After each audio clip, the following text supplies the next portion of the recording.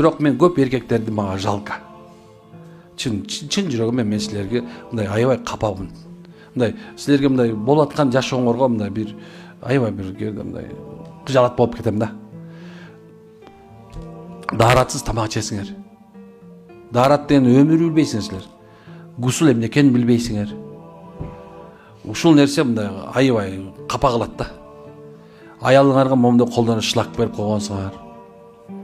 Анын өмүрү азал өтпөйт, субханалла. Daarат жок. Эми Кудай акысы бирок эмне экен, Алла берген келбетти табиятта болгон нерсени өзгөртүп, монун баарын кырып туруп, анан башкача чийип атат. Кудай жараткан муну. Бул шайтандын амалдары. Ал айткан уже ачык эле айтып койгон. Сенин пенделериңдин, Алла, көпчүлүгүн сага нааразы акыбалда көрөсүң деген. Сен мени эмне үчүн мындай жаратып койдуң деген нерседе эмне экен, ушунун жана келбеттерин өзгөртөт деген.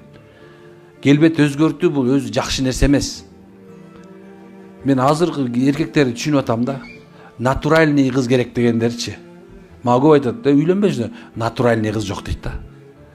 Ооздорду ичти мондан жанагындай бир жидкость кылып салат экен, онда калган жанагындай.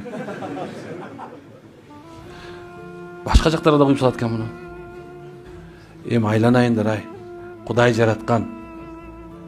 Кудай жаратып туруп, сенин параметриңе жараша ошондой эркекти жараткан.